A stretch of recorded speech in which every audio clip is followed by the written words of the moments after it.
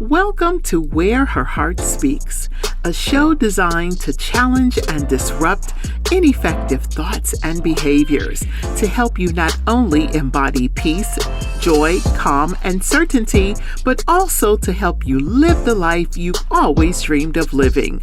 Where Her Heart Speaks with Coach Cathrine begins now. Hi there, it's Coach Cathrine. Did you know that according to studies, the workplace is the number one cause of stress in life? And according to the American Institute of Stress, 120,000 people die every year as a direct result of work-related stress. Believe it or not, with a proactive approach, you can control your stress levels. To aid you in this journey, I have created a powerful infographic. In just 3 minutes, you can alleviate your stress by implementing just one of the 5 strategies outlined in my complimentary infographic. So get your copy today at bit.ly, that's bit.ly / the number 5 ways the number 2 de-stress. That's bit.ly /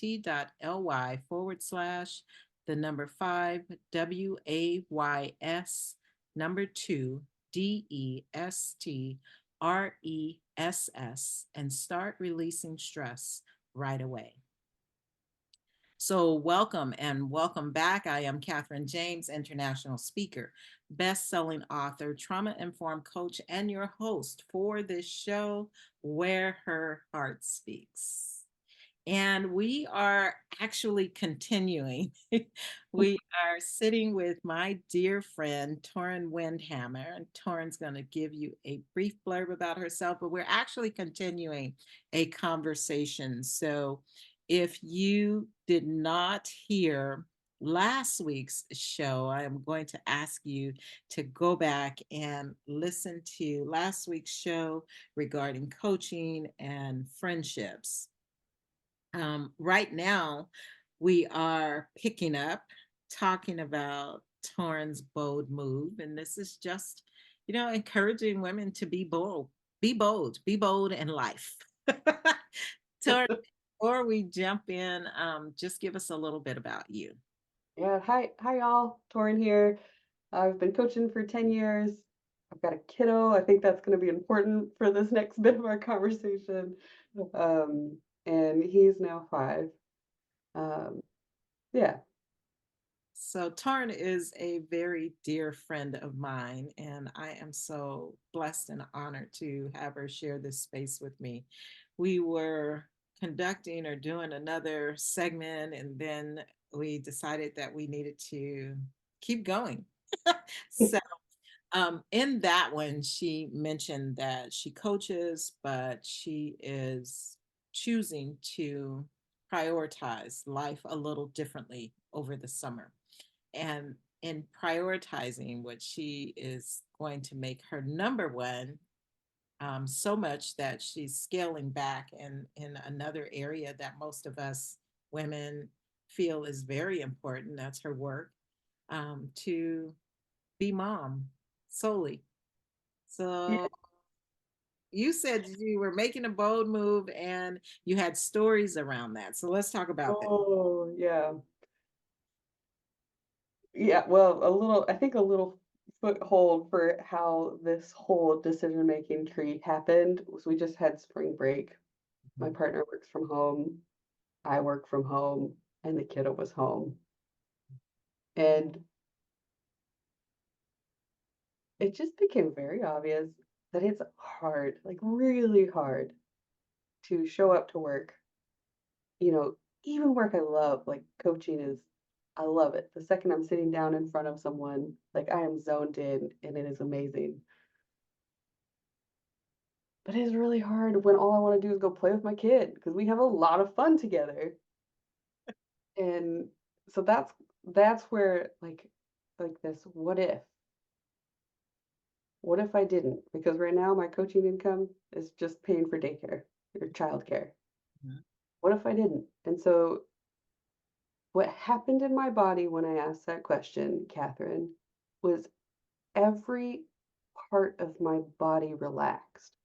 Like, I'm talking from the top of my head down through my neck, my shoulders, underneath my shoulder blades, my back. And I was like, that's some really loud body wisdom. Yeah. Yeah. Uh,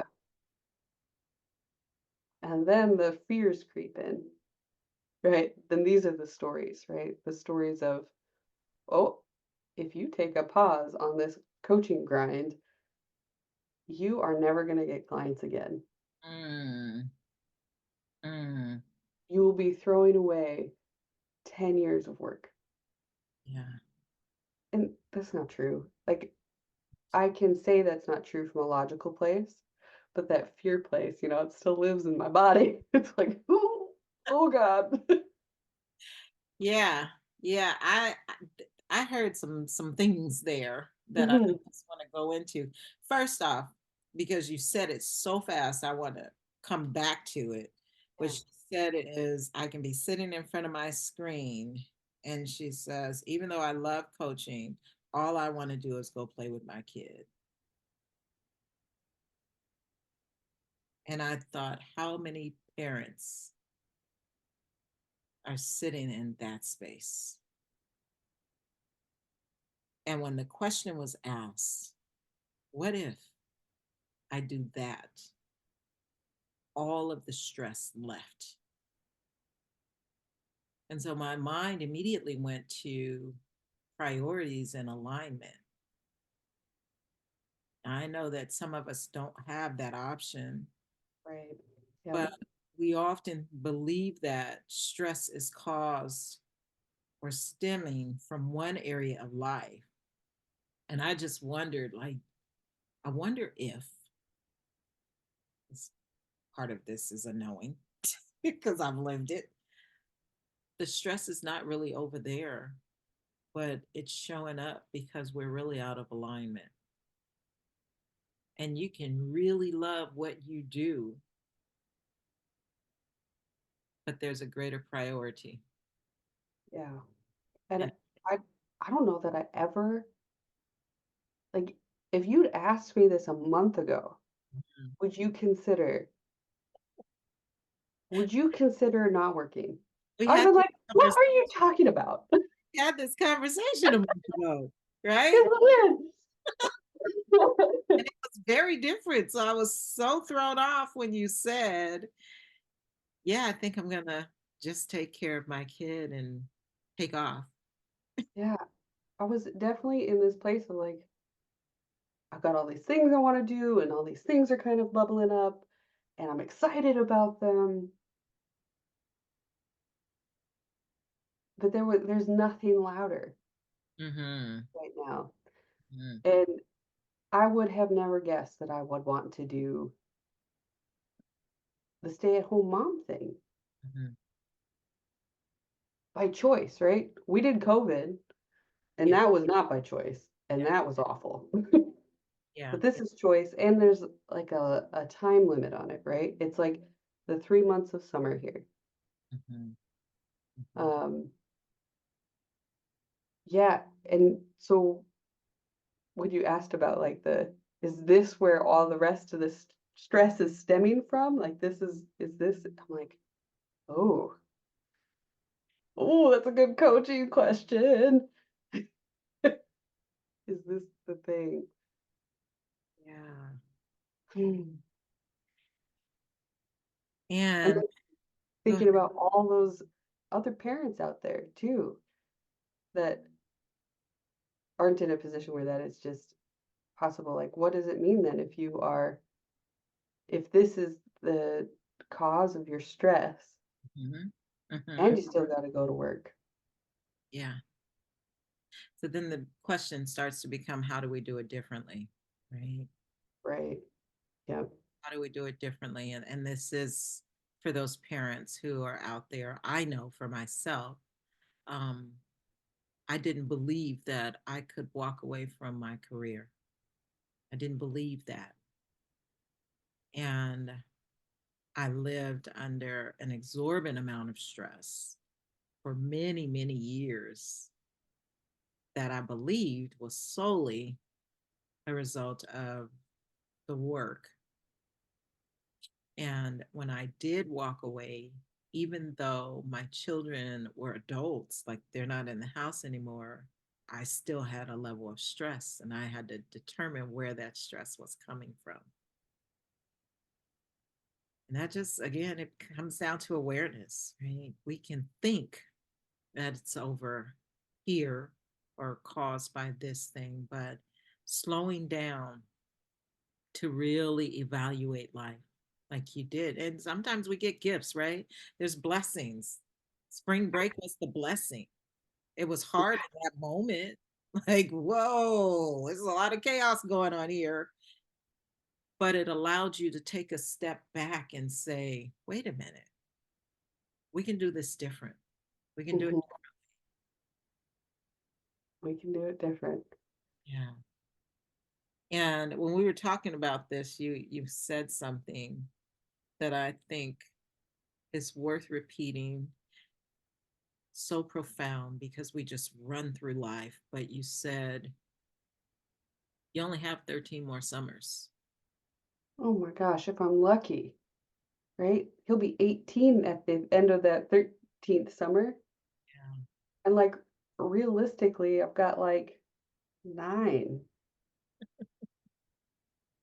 I'm like, ooh, only 9 summers. And that's something to think about. We're talking about parenting, Hmm. and I am going to just flip the switch a little bit. Yeah, yeah. What in life, as you are listening, maybe you're like me and you have adult children now, and you've come to midlife. There are things that you've wanted to do, and you start to think about things like, man, I might only have 9 summers. Not because I'm going to leave here, but my chronological clock is getting older. It's continuing to go up, or whatever, man, I only have 13 summers. I only have 15 summers. I only have this period of time. And yes, I am purposely um, creating scarcity because that's the truth of the matter. I only have one, and I'll take it all the way down to one because the desire is that you live the life that you desire to live. So, what if you thought about it like that? Because when I heard Torin say, I only have 13 summers, I'm like, how could you not take off? Right. What's amazing to me, Catherine, is like coaching is my life. I mean, it's the working part of my life. And it is so much about awareness. It's about finding purpose. It's about being intentional about how we are acting in the world. And it really took all of that, like all of this hardness to come to this conclusion that I don't think I would have ever made. And I will say, there's a level of awareness that you have Mm. where you were able to learn from an experience you had. And we often, like all of us, that's the thing with coaching. Coaches need coaches, right? Um, but I remember when I left work, it wasn't on my own. My husband said something to me that made me realize it was time. I was having some health challenges, and I said, oh, I can handle these things. It's always been like this. I handle things. That's what I do. And he said, you also work with people to have better lives. Mm. And if you tell your clients that they were created for more and they deserve to live in that more, why don't you think you do? And that was my aha moment. I couldn't ask myself that question because I was so deeply entrenched in the how I do things and how I handle things, right? Yeah. So but the awareness, like the old me would have been like, so tied to I had to have that job that I wouldn't have heard his question. I would have had a defense for it. Mm, The awareness in your situation is what we get to celebrate. mm, mhm. And the beautiful friendships that I have in my life for when I say, "Hey, this thing feels really scary and brave." I don't know. And then you're like, 13 summers sounds like, yes, you gotta do that.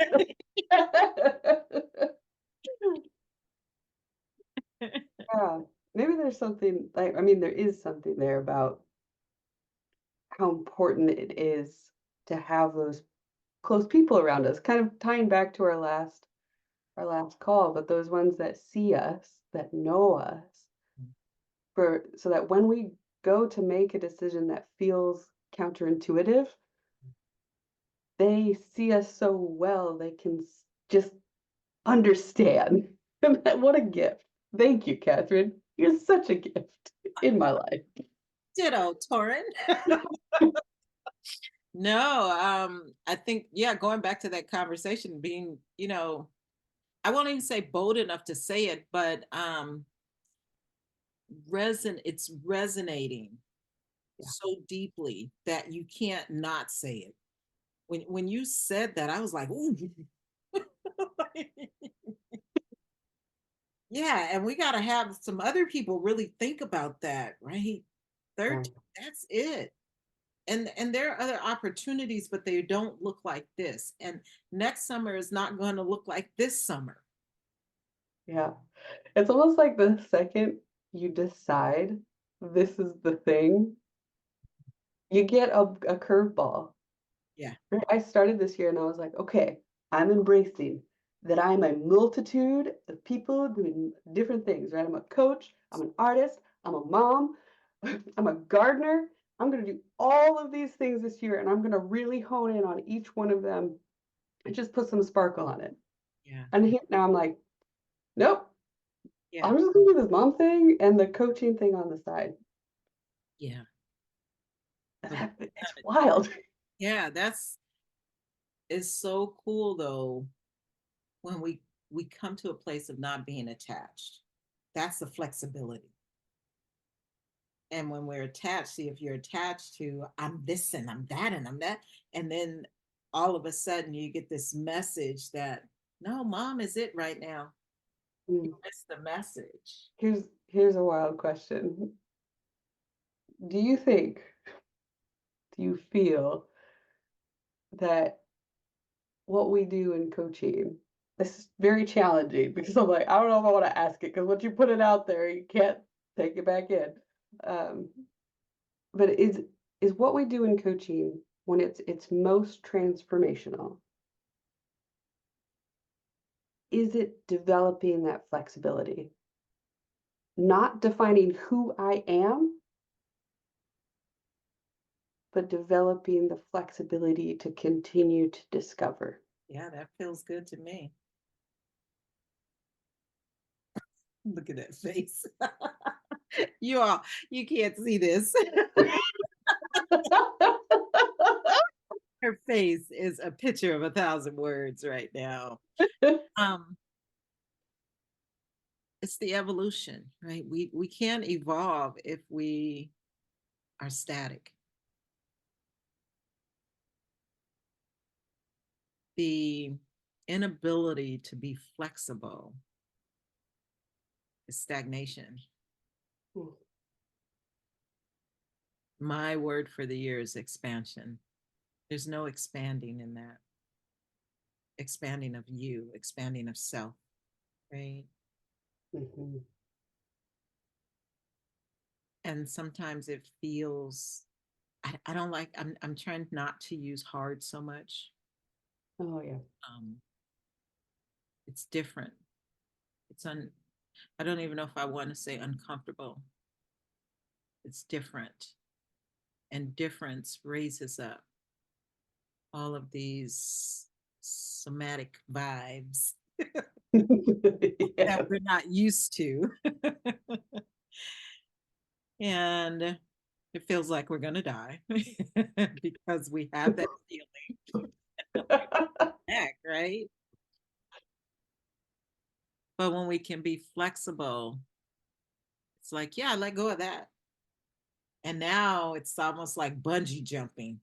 I'm doing this because I want to. Heck yeah, I feel like I'm going to die, but it's fun. Like, I think sometimes I have this vision of when I'm gonna be on track with life, Ah, it's gonna feel like it's gonna feel comfortable. It's gonna feel like this is a firm choice. This is a my feet are firmly on the ground. But every time I come to something important, it feels like free falling. yeah, yeah, It feels scary as shit. yes, yes, yeah. I'm just sitting on what does it mean to be on track in life? It doesn't mean anything. Yeah. How do There's we, no track. right? There's no track. That's valid. Like, where is the track? How many of us think there's a track? I think, this gets into how you and I choose to show up as coaches too. This is part of why we're deeply aligned, right? There are coaches out there that are like, there's a track and there are steps that are going to get you on that track and keep you on that track. And we're kind of like, okay, when you're done with your track and it doesn't work, come see us. Yeah, I've fallen off too many times. That's the only reason I can speak to this. Like, I've fallen off too many times. And, before I was deeply entrenched in understanding what happens in the nervous system, I was showing people how to be on that track and they kept falling off. I didn't understand what was happening. Oh my gosh. Yeah. So flexibility, definitely, um, being agile, Mhm. moving as I like to say our soul says move. There's something that tells us to shift, to do it differently. And those are the blessings. Those are the gifts of life. I cannot wait to hear all of the stories, all of the memories you will have created at the end of this summer with Maz at 5, or your Mm, son at 5, right? Um, Again, they'll be very different. It'll look very different when he's 6. yeah. I'm like, ooh, coaching question. What does that look like for you right now as like a mom with Yes, adult children? yes. What does that look like for me? Yeah. My world right now is very different. You know this. Yeah, I do. I do know this. And a lot of you listening don't know this, but I chose to come and spend time with my daughter, who will be delivering almost any day now, her first child. And so I am at her home, um, 3,000 miles away from my home, just about. I left my husband and I'm here for right now, we're projected for 4 months. And my whole world is my daughter again. I feed her, I'm cooking breakfast, lunch, and dinner. She's on a strict diet. Well, not a strict diet, but she needs to minimize carbs so the baby isn't too big. um, but I'm back to cooking and cleaning like a mom, and it's a choice, right? Um, don't always like it. I sent Torin a message the other day and I was triggered. And I'm so glad for healing because I probably would have caused a whole scene. Friendships, we need them. But yeah, and at the same time, having a challenging relationship with my other child, my son, um, where I am intentionally not in communication right now, right? So it's different. And as I talk about with you these summers and how they can pass, that is in the back of my mind too. Like, yeah, there will only be this one occasion where I get to be with my daughter and her have her first child, our first grandchild. One occasion. Mm. And at the same time, during this very momentous occasion, there's one occasion that I am not speaking to my child. Mm. And not speaking to him as in we're not talking, just I talk to my children every day. And there's a conscious decision to not be in communication with my son every day. Mm. So it's the flexibility, Mm. it's the being agile and being unattached to the supposed to's in quotes, right? Mm. How things should in quotes be, and really honoring self and saying, this is what is good for me at the moment, Mm. right? So, yeah, coaching question, you got me. Yeah. And a bit of vulnerability for the listeners. Like, I talk and laugh and all the time, and things can look and appear that everything's well and fine. And I'm human. We all have challenges. And possibly why I'm the one we are having this conversation with about taking off to be with your child, because I'm all the way on the other side and I know how precious those times are. And Yes. all the way on the other side where there can be challenges that you don't control, you can't control. Yeah. You still get to love in the way that you know how to love. Mm. Yeah. One thing that's really shining through as you speak, Catherine, is just the enormous courage that parenting requires of us. And I almost hear, like, I think we have, I'm just going to say what I think the story is, and then you tell me if this feels similar. I think we have this kind of cultural story where it's like, oh, you have this baby and it's precious and it's beautiful. You're going to raise them and it's going to be good and they're going to leave your house. And then you get to be an independent adult human being again. But what they don't tell you about, and this is my gathering because I have, friends of different generations.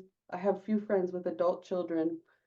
I have a child for a set of parents, is how completely terrifying it is once your children leave your house. Yeah, yeah. You don't ever, I'm not going to say you don't. I have never lost my parenting bug, right? That nurturing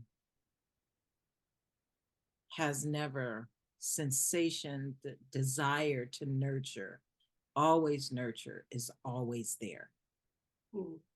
When they become adults and they're making their own decisions and you've walked the track, whatever it was, you walked the path already. And so their path is different than your path. Somehow we think that we are all on the same path. And because you've walked this path, you know what's best for them.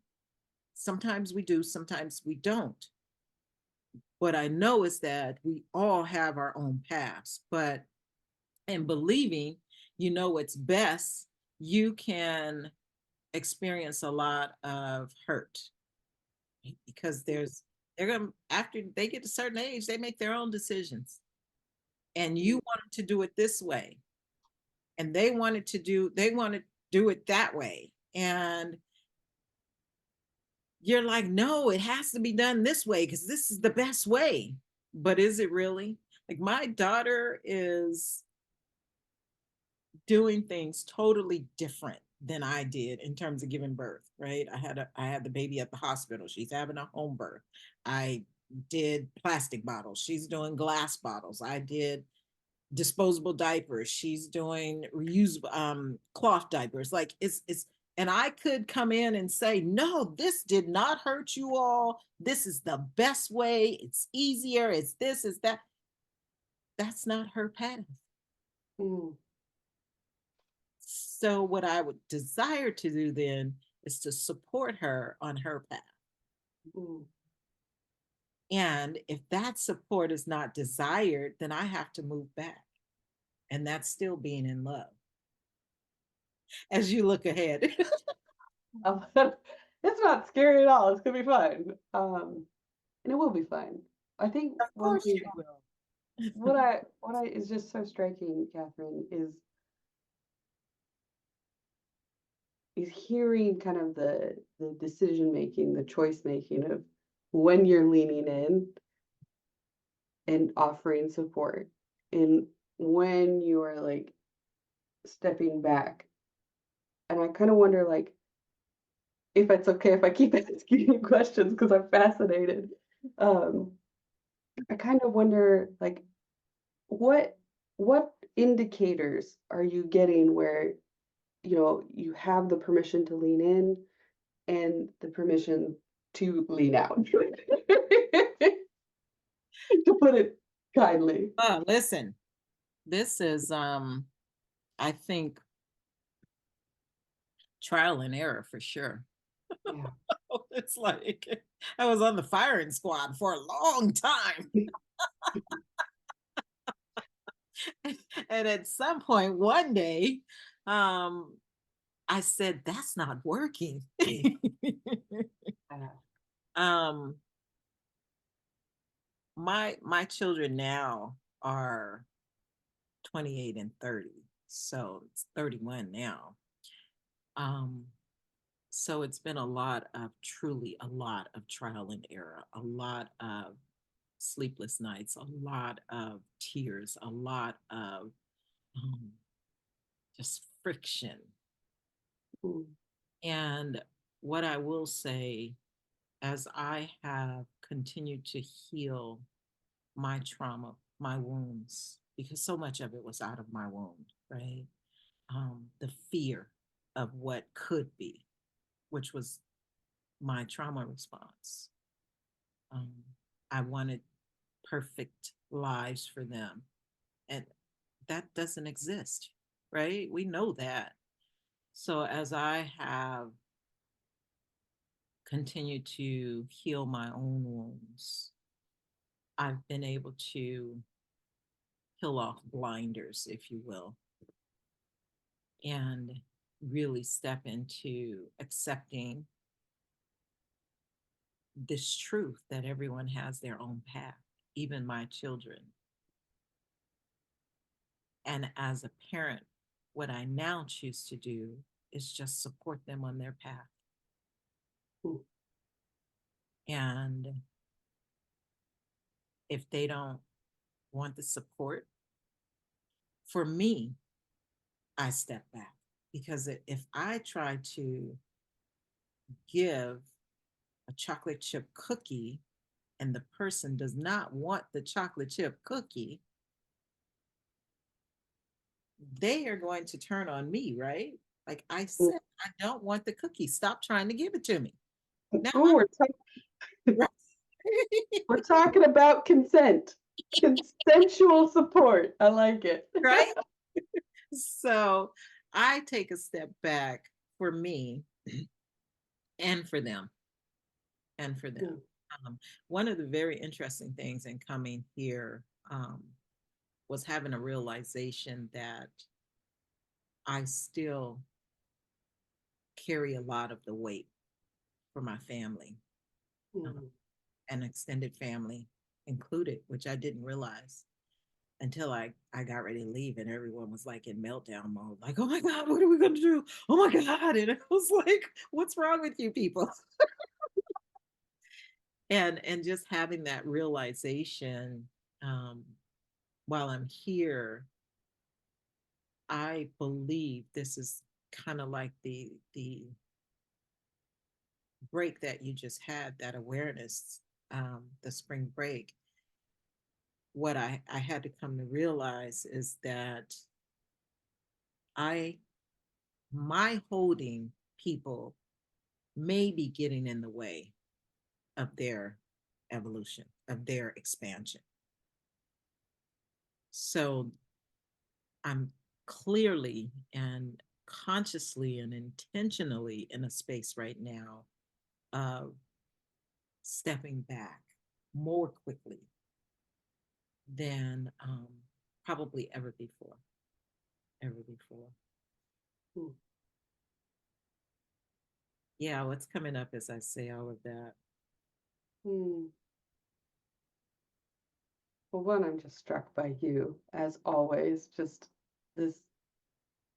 You happy? This is really one of our conversations that's being. No, We are like, I just your soul is just so loving, and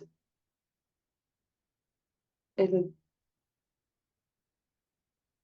and not like, we say, people say love a lot, right? But I think what you're showing us, at least in your words here, is the difference between kind of like this forced, how we think love's supposed to look, like I'm going to tell you, like that kind of forced kind of love. But instead you're showing this is what loving looks like. It looks like I'm going to be there when I can and when you want, but when it's not supportive of you, I'm going to let go of my ego yes, yes. and I'm going to give it some space. And I'm so grateful to be your friend. I'm like soaking it in. I'm being a sponge. Man, Uh, you can avoid some of the bloody knees. Like you at some point, it's like, how many times do you fall down? Like, that's not working. there'll be different bloody knees. I'll come calling. My knees are bloody. What's happening? I mean, like, let me help you. Let me help you just heal them. We'll put some salve on them. Yeah. I think too, for any of the parents that are listening, like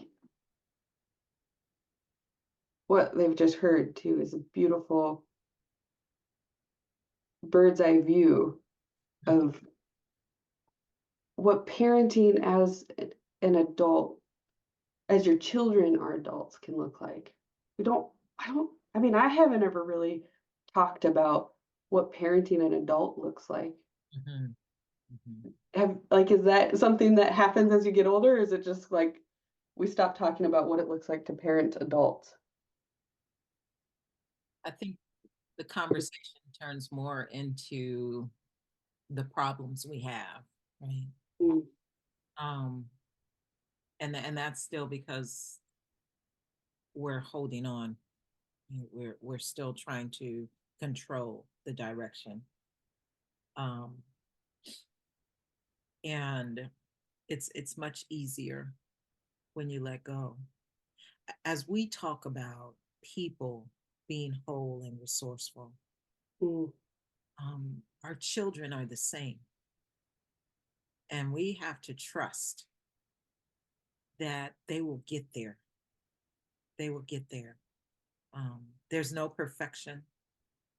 So even in not talking or communicating regularly with my son, it's not that he's broken, right? We're just not seeing things from the same lens. mm, So, and I'm not trying to take his lens away. He doesn't want mine. So we just let it be. mm. We just let it be. I just let it be. I don't know what he's doing with it. um, but there are new experiences that comes as we continue to evolve, as they continue to evolve. There are new experiences. And I think, to your point, we have these little people, and the picture is that they'll grow up, and once they become adults, we'll all be happy and loving, and everybody will be wonderful. And sometimes we're all still trying to figure it out. We're all trying to figure it out. Yeah. I have found that it's been more less stressful for me to just embrace what is. Mm-hmm. Mm-hmm. Yeah, that's letting go. That's being flexible. That's being agile. Accepting what is and choosing. We get to choose to just be love. Just be love. Yeah. I feel like you sit on my shoulders sometimes, especially when I'm feeling hot-headed. Like, Torin, be love. Torin, nope. Take a deep breath. Be love. I love that you hold that one and not the me that calls you ranting. You know what though? Even when you call and you rant, underneath it is I need to sort this shit out so I can be love. Yeah. Right? Yeah. Like, and that's a gift of friendship. Yes. And that's a gift of having people around you who know you and who can understand that you ranting is not all of who you are. This is a need in the moment. Yes. I love you for that. Um, and the other friends, there's some that I'm just like, listen. It's like, even in the emails, my listen is there. Like, listen means there's stuff going on right here. Oh man. Yeah, so I didn't know how far we were going, where we were going. I thank you for this. I thank you for your fluidity here. Yeah. And just really to go back to being bold for yourself, being courageous for yourself. Yeah. Truly want to acknowledge you for that. Yeah. Thanks. You too. I think sometimes, as parents, a lot of it is selfless. Mhm. It requires some selflessness, a lot of it.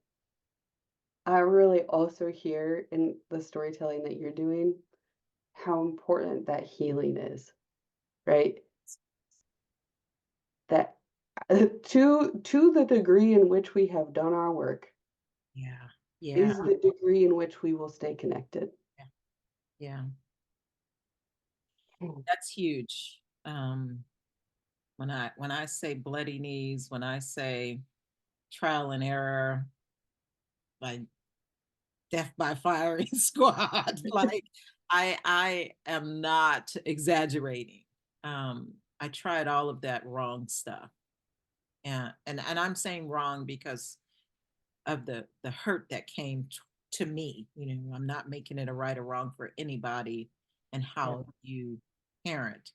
Um, but I had to start to look at the hurt that I was experiencing as a result of my behaviors. And I could only do that after the healing, because before the healing, when I'm stuck in fight or flight, that's all I know how to do. Right. And for me, it's fight. And for me too. I'm a really good fighter. Watch out.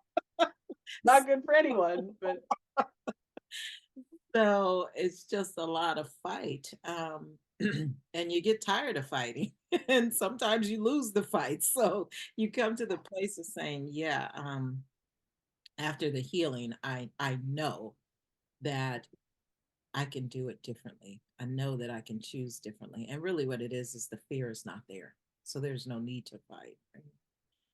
It's the emotion that drives the behavior. So that fear is not there, or the physiological sensation before the fear even. But that it's not there. So I don't have to fight anymore. Mm. Yeah. Thinking of I think it's Carl Jung quote that's something like, you probably know it. Um, give me a second, the words will come. Mhm. The Yeah. greatest burden for a child to bear is that of their parents' unlived life. Yeah. Yes. Yeah. Yeah. We just pause to let you take that in. The greatest burden for a child to bear is the parents' unlived life. Yeah, that's something to think about. Something to think about. And we'll start to wrap. But as you say that, and I think about the child's unlived life, where that goes back to is just all of the experiences that prevented a child from fully showing up, embracing, experiencing life at the appropriate stages along the way. Children develop and that's a natural thing that takes place.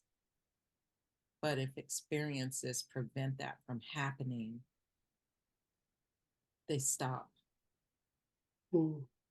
They stop, and then they become parents with unlived children living on the inside of them. Mm. Mhm. This is us. I love it. Yeah. Love That's it. a generational work that you're really speaking to now. It's Yes.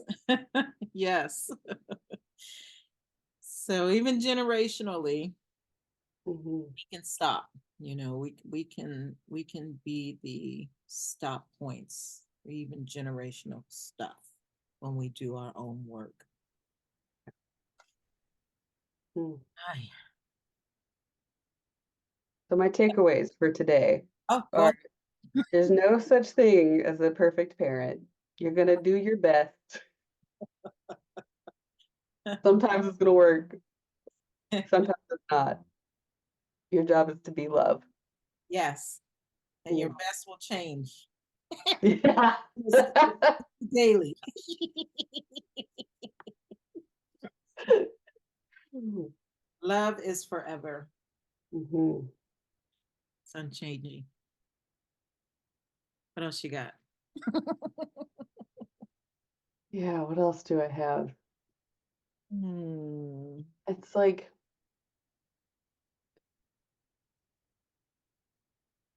there's no such thing as parenting getting easier. I Mm, think is the stressors, the worries, they take a different form. And so doing that healing work better equips me to deal with the stressors and the worries as they evolve. yes. Um,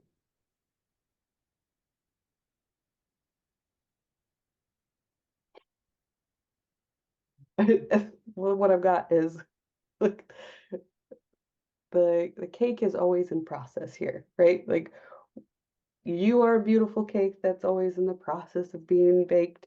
Your children are a beautiful cake that are in the process of being baked. And that is the living.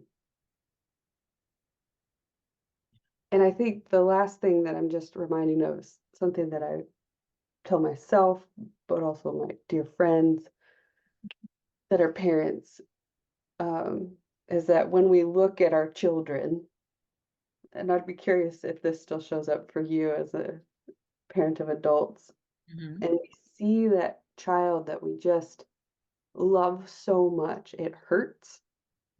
Your heart just wants to break. That we can extend that same love to ourselves. That's part of that healing. Yeah, we got to wrap. You're trying to take me places. Okay, I'm done. Yeah, scene. the child, seeing the child, right? At in every stage of life. What I have found is when parents can become tripped up is that they see the adult standing in front of them, but they see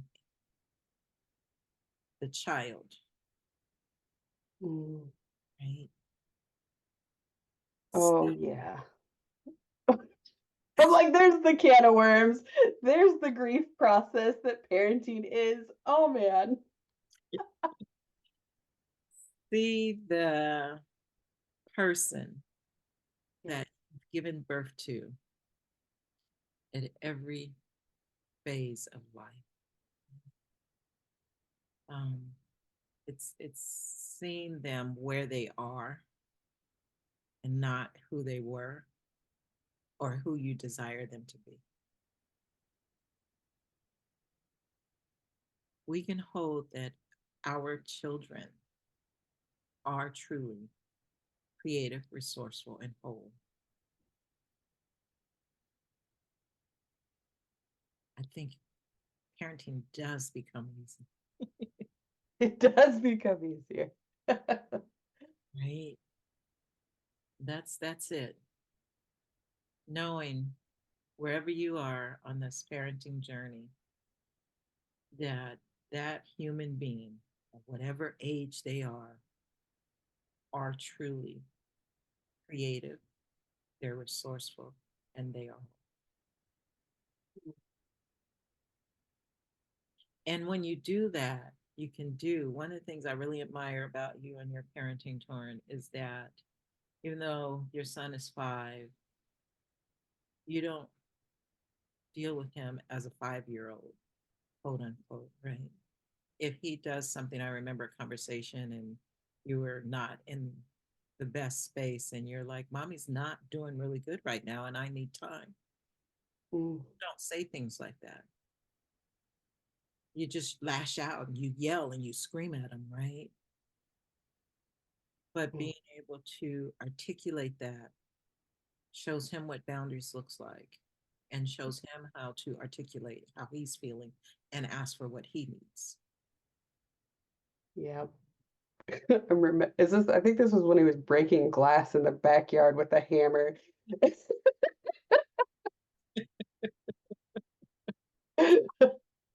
Yeah. Yep. But It's again, a, go ahead. it's such a powerful, like, that be love and then getting to choose to not react in the moment have been, I think, two of the biggest supporters in my parenting. Is like, I don't have to react right now. Mhm, I don't want to react right now. mhm, Does it always work? No. Have I had some reactions? Absolutely. That's just part of parenting and part of being human. But we yeah, get to try every time yeah, again. yeah, And like every time there's an oops on Mazzy's side, it's like, oh, we have an opportunity here. We have an opportunity to connect through conflict. Let's do this. When I'm in a good space. listen to the language. Opportunity to connect through conflict. I love when I'm in that space. So good. So, for those of you who are listening, we thank you for just really tuning in to a very raw conversation between two friends talking about parenting from two different perspectives. Um, and one coach that showed up. Ask questions. We thank you for listening. Torin, before we get off, please share with those who are listening how they can connect with you if they so choose. Yeah, feel free to shoot me an email. It's Torin at radicalcoaching.com. It's Torin at radical, RADICLE coaching, coaching.com. I thank you. I love you. I And love you too, Cathrine. Thank you. I just will say before we close, short prayer. I pray for you, those of you that are parents. I pray for your strength. I pray for your resilience. I pray for your patience and wisdom. And I also pray that you will choose to heal your wounds and come to a place of choosing how you respond versus not. And as I close, I want to remind you that in this life, we get to choose. So choose to listen from the place where your heart speaks and choose to live a sensational life. Peace and blessings. Thank you for listening to Where Her Heart Speaks with Coach Cathrine, where Cathrine aims to challenge and disrupt ineffective thoughts and behaviors to help you not only embody peace, joy, calm, and certainty, but also help you live the life you've always dreamed of living.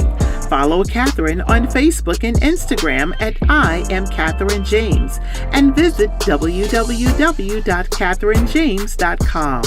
Remember, to live the life of your dreams, you must go within and return to the place where your heart speaks.